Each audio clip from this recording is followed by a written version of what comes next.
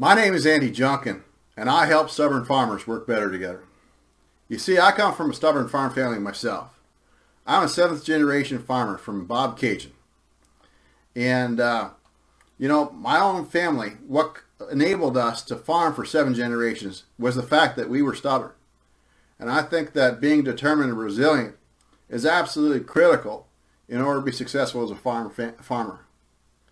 But the thing is that I've seen so many farming empires fall apart, including my own, because folks are stubborn with each other. And I'm hell-bent to change how we do this. The day I left for college, my mother, she showed me the farm financials. And we hadn't made money for several years. And my mother says to me, either you turn this around or else I'm leaving your dad in a couple of years. So I went off to university, not to get a piece of paper, but to save the family farm. And when I was there, those professors, they taught me about all these different types of technologies. And the thing is that they didn't teach me was what the biggest change in technology was.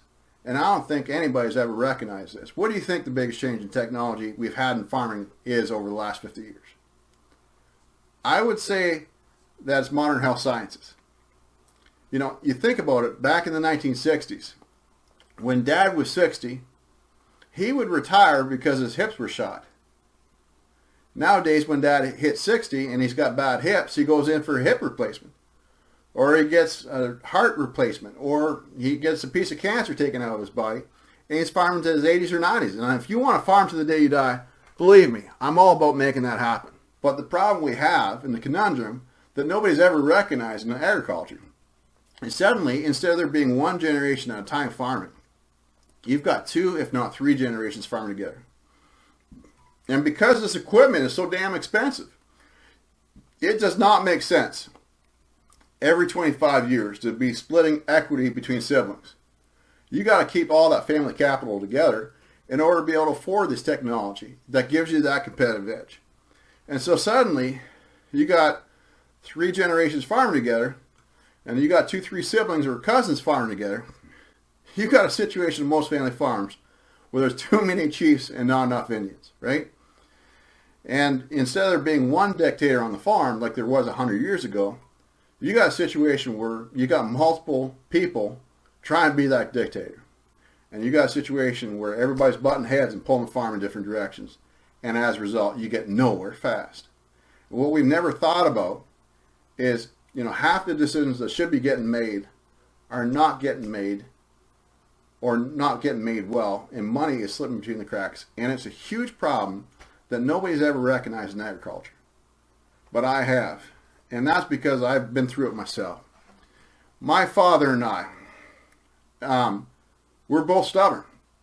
And we had to turn around our farm, or else we're going to lose everything. And my dad had some good ideas, and I had some good ideas. And the problem was we were both stubborn. And we both talked, but we didn't listen to each other's ideas. We were constantly butting heads. And that butting heads led to a lot of headaches and a lot of dysfunctionality. And things went from bad to worse. And, I was only home for a year. And the year that I came home, my Uncle Claude made a comment at a family function that my crops looked better than my dad's. And that I was going to make more money off of an acre than my dad was off the entire farm. And my Uncle Claude said that as a joke. He just was teasing his little brother. The thing is, my dad was stubborn. And he didn't take that as a joke at all. And you wouldn't believe this, but a couple days later, my dad, he went and plowed down my crops just to show who was boss. My dad was stubborn, all right. But it caused the whole demise of our farm.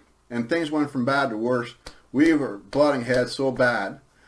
We actually flew in a farm succession expert from outside the province to sit down with our family. And, that guy walked onto a farm thinking that he was going to sort things out in a couple hours. What took 7 generations to build up fell apart in less than 7 minutes. And my dad left the house in a rage. And my mother went out to the front porch and she yelled at my dad. She says, "Do not buy any more farming equipment until you have a business plan and a succession plan with your son." And my dad was stubborn, and he went off to an auction sale, and he bought a manure spreader. And we really didn't need a manure spreader at that time, but he came home with that manure spreader anyways. And I guess you could say the fit hit the shan, and because of that day, my parents got divorced. Now, it's kind of funny to talk about now, 25 years later. But at the time, it was just a crappy situation. And, you know, there's some farm kids that being a farmer is a job or a career. For me, it was everything I was. It was everything I was. And I was completely lost as to what to do with my life. And, I mean, there was a while that I was completely homeless. I was sleeping in my car. I refused to rent an apartment or a house because I thought we were going to get things sorted out, but we never did. And eventually, I did rent a little apartment above the town hardware store. And when you walked into it, it was up to your hip in textbooks of psychology. And I was trying to figure out what I had done wrong to cause my dad to plow down the crops when he was about to lose a farm, about to lose a family. What I did wrong to cause 7 generations of family farms to fail. You know, the thing is that when you tell a friend your parents got divorced over a manure spreader, that you only have to tell one friend about that in confidence, and everybody's 5 counties will soon find out about that situation. And what came from that crappy situation was that I've been turning around crappy situations ever since. You see, the thing is that my friends, when they had problems working with their own family, they instantly thought about me. And I was the guy that everybody went to have a beer with over a tailgate to talk about their situation. And initially all I could do was listen, but, you know, I got stepping into situations and sorting things out. And it turned out I just had natural talent for it. And we got into a couple situations where, you know, they already had 2-3 experts out to the farm and spent tens of thousands of dollars trying to sort out their situation. And I was able to help those families. And one thing led to another. And over the last 10 years, I've been known across North America as the guy to call if you have a stubborn farm family to sort it out. And I have a lot of succession planners, a lot of accountants and banks. They call me out to help sort out the situation. And, you know, the simple thing I do is I focus on stubborn, the word stubborn. The thing is that my family, when we had that succession planner come out to the farm, he tried to sort everything out in a couple of hours. And here we were, my dad and I couldn't sit down and make simple production-related decisions together. We couldn't even decide about what we were doing the next day, right?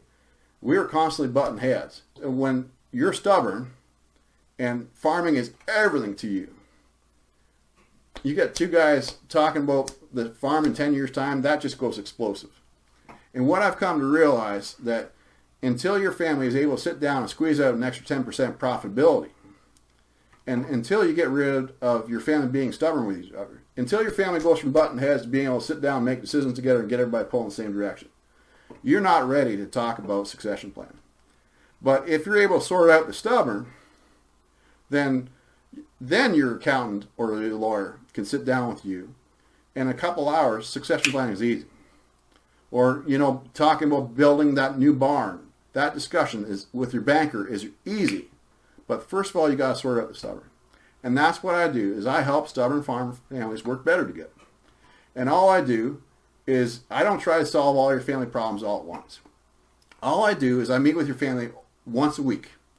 And I do it over the internet. I do it over Zoom.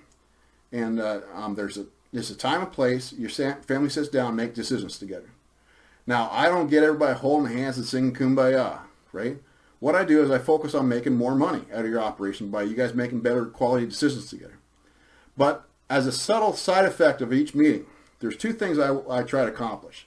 The first thing I try to accomplish in each meeting is make one improvement in how your family works together.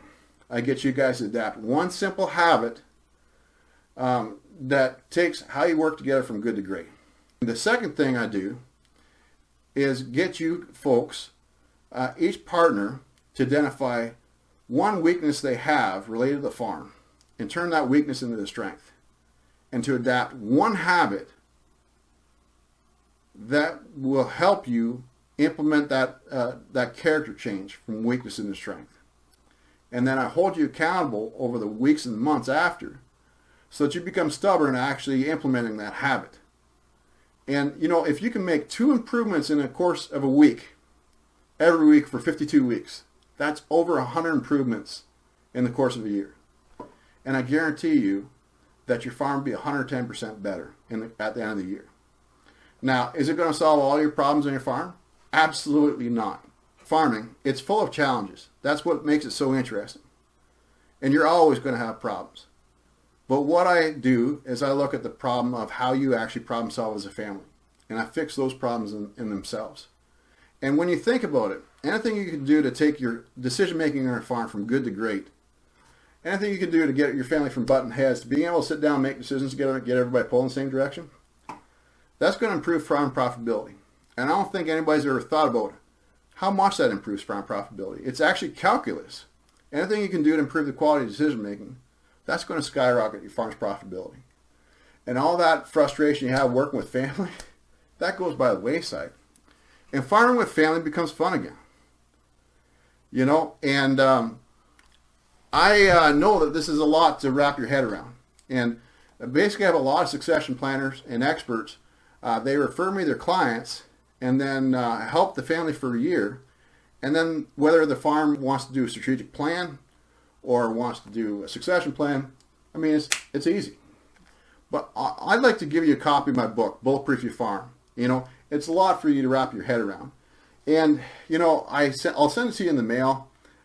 If you're not much of a reader, I'll send you a text to your cell phone. You can actually click on that text and listen to the audiobook. It's 8 hours. You can listen to it while you drive your tractor. And I put on a webinar once a week. And essentially, I love to tailor this webinar to the farmers that are attending the challenges that they have on their farm.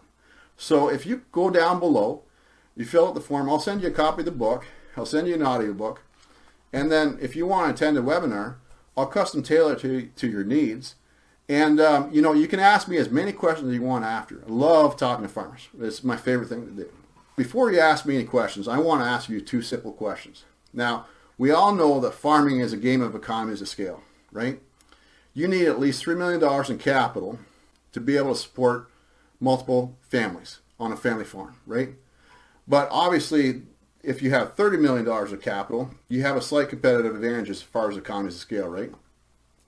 Let's talk about real competitive advantages, okay? Let's think about this.